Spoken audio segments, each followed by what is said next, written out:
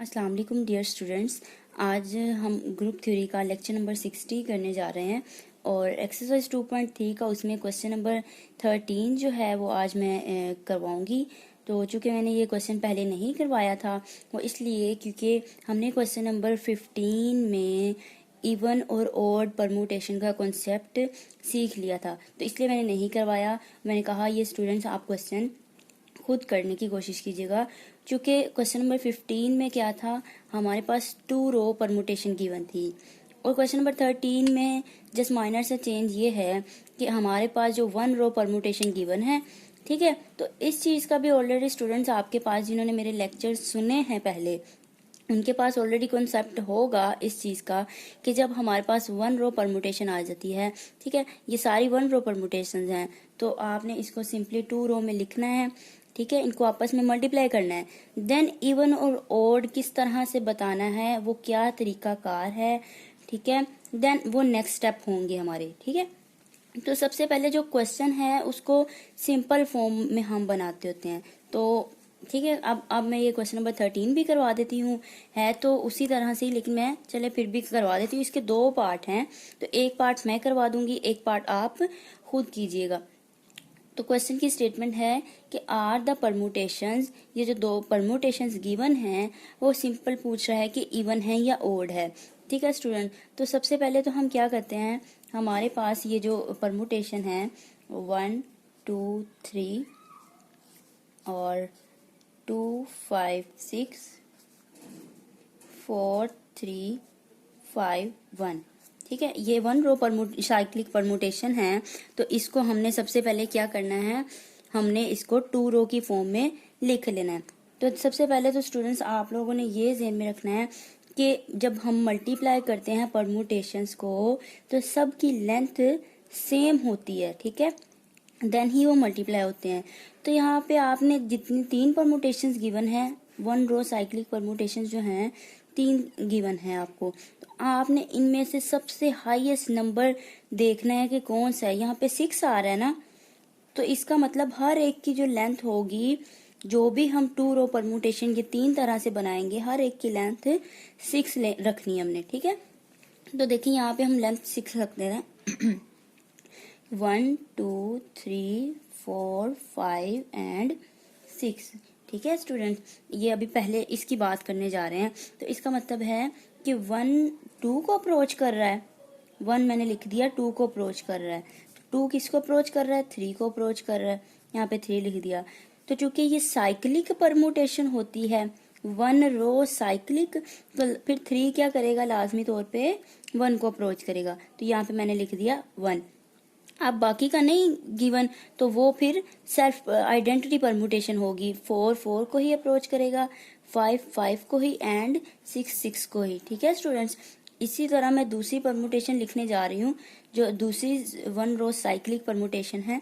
आपने सबसे पहले इसकी लेंथ देख लेनी होती है कि 1 2 3 4 5 एंड 6। अब देखें यहाँ से 2 का बताया गया कि 2 5 को अप्रोच करता है, तो मैंने यहाँ पे 2 के नीचे क्या लिख दिया 5। फिर 5 का बताया कि 5 जो है 6 को अप्रोच करता है, तो मैंने लिख दिया 5 जो है वो 6 को अप्रोच करता है, और 6 जो फिर वापस 2 को अप्रोच करेगा। अब बाकी जो रह गए वो सेल्फ हो जाएंगे। ठीक है, 3 3 को ही अप्रोच करेगा, 4 4 को ही अप्रोच करेगा। ठीक है, अब हम इसी तरह से नेक्स्ट की बारी। ठीक है, अब जगह चूंकि यहाँ पे कम है, मैंने फिर नीचे लिख लेती हूँ। ये देखें 1 2 3 4 5 6, सबसे पहले तो हमने लेंथ लिख ली कि 6 तक इन सब की क्या है, लेंथ है। अब यहाँ पे देखिए 4 3 को अप्रोच कर रहा है, 4 क्या कर रहा है, 3 को अप्रोच कर रहा है, 3 क्या आगे कर रहा है, 5 को अप्रोच कर रहा है। ठीक है स्टूडेंट, और 3 5 को अप्रोच कर रहा है, और 5 किसको कर रहा है, 1 को अप्रोच कर रहा है, और 1 फिर दोबारा क्या करेगा, 4 को अप्रोच करेगा।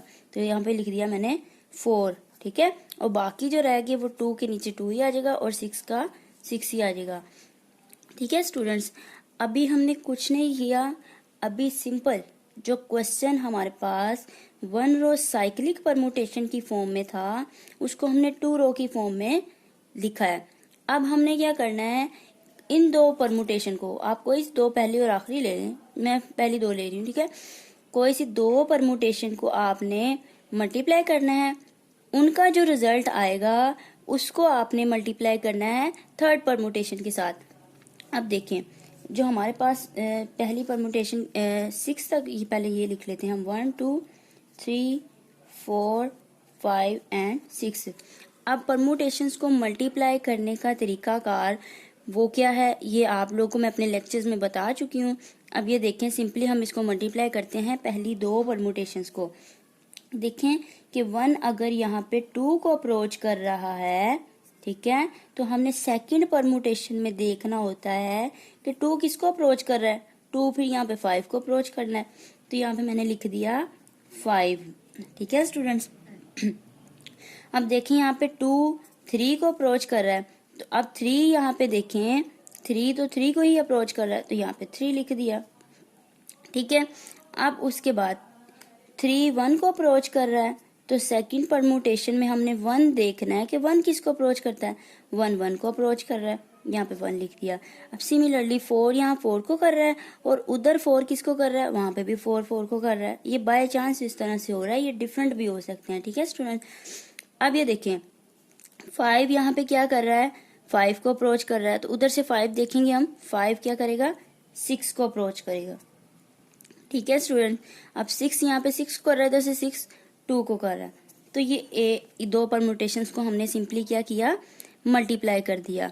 अब नेक्स्ट जो परमुटेशन है वो हम एज इट इज यहाँ पे लिख लेते हैं।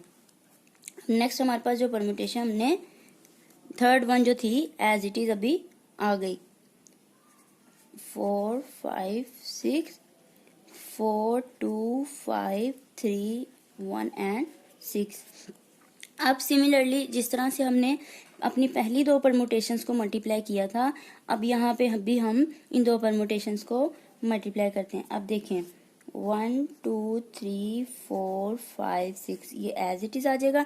अब यहाँ पे आपने देखना है कि जो 1 है हमारा 5 को अप्रोच कर रहा है, तो नेक्स्ट परमुटेशन में आपने चेक करना है 5 किसको अप्रोच करता है, 5 1 को करता है, तो हमने यहाँ पे लिख लिया 1, ठीक है। अब 2 देखें 3 को अप्रोच कर रहा है, ठीक है, 2 3 को, तो यहाँ से 3 देखेंगे 3 किसको कर रहा है, 5, यहाँ पे 5 लिख दिया। अब यहाँ पे 3 1 को अप्रोच कर रहा है स्टूडेंट्स, ठीक है। अब सेकंड परमुटेशन में 1 देखेंगे किसको अप्रोच करता है, यहाँ पे 1 क्या कर रहा है, फिर 4 को अप्रोच कर रहा है, यहाँ पे 4 लिख दिया। इधर 4 4 को कर रहा है, उधर 4 3 को कर, तो यहाँ पे 3 5 यहाँ 6 को करता है अप्रोच, और उधर से 6 देखेंगे 6 को ही कर रहा है। फिर यहाँ पे 6 2 को कर रहा है, तो उधर से 2 देखेंगे, 2 यहाँ पे 2 को ही अप्रोच कर रहा है, ठीक है स्टूडेंट्स। ये हमने सिंपल किया। अभी अपने क्वेश्चन की जो हमारे पास जो परमुटेशन गिवन थी 1 रो साइक्लिक परमुटेशन, उसको हमने 2 रो में सिंप्लीफाई करके, मल्टीप्लाई करके, सिंप्लीफाई करके यहाँ पे लिख लिया। अब चूंकि हमारा जो क्वेश्चन है हमने बताना है परमुटेशन इवन है या ओड है, ठीक है स्टूडेंट्स।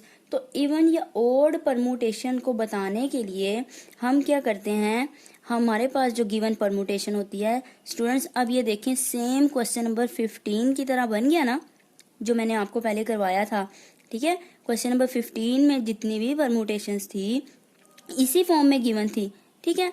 उसके बाद आप उसको क्या कर लेते थे, सिंपली साइक्लिक परमुटेशन की फॉर्म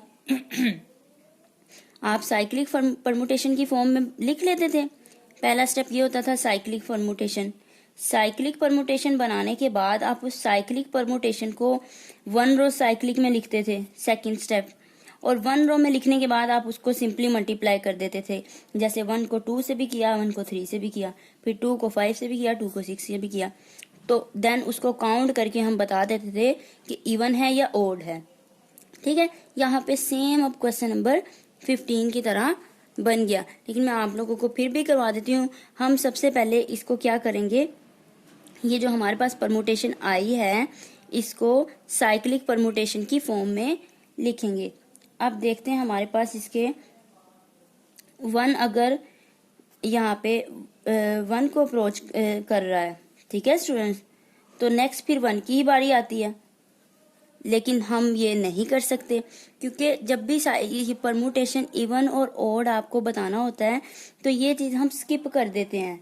ठीक है, जो भी सेल्फ आइडेंटिटी होती है, मतलब आइडेंटिटी परमुटेशन होते हैं हमारे पास, फिर उसको हम साइक्लिक परमुटेशन में नहीं लिखेंगे। क्यों नहीं लिखेंगे स्टूडेंट्स? देखें, साइक्लिक परमुटेशन का जो कॉन्सेप्ट होता है, देखिए अगर 1 2 को अप्रोच कर रहा है तो नेक्स्ट हमने 2 का ही बताना होता है कि 2 किसको अप्रोच करता है। ठीक है, 2 भी आगे किसी ना किसी नंबर को अप्रोच करेगा। अब ये देखें स्टार्ट ही कैसा है, 1 1 को अप्रोच कर रहा है, तो नेक्स्ट हमने बताना भी साइक्लिक ग्रुप की डेफिनेशन पे भी तो पूरा उतरना चाहिए ना। तो फिर 1 तो 1 के बारे में हमें नेक्स्ट बताना पड़ेगा। तो अब 1 तो ऑलरेडी यहाँ पे हो गया ना, तो फिर ये हम नहीं लिखते। ठीक है, जब भी आपने ट्रांसपोजिशन बतानी है, ये मैंने आपको ट्रांसपोजिशन के कॉन्सेप्ट में भी बताया था। ठीक है, और इस तरह ऑर्डर इवन और ओड आपने बताना है, तो साइक्लिक परमुटेशन बनाते हुए आपने इस तरह से सेल्फ जो आइडेंटिटी परमुटेशन होती है वो स्किप कर देते हैं। अब 2 से शुरू लेते हैं। 2 अगर 5 को अप्रोच कर रहा है तो आपने बताना है 5 किसको अप्रोच करता है, 6 को अप्रोच करता है।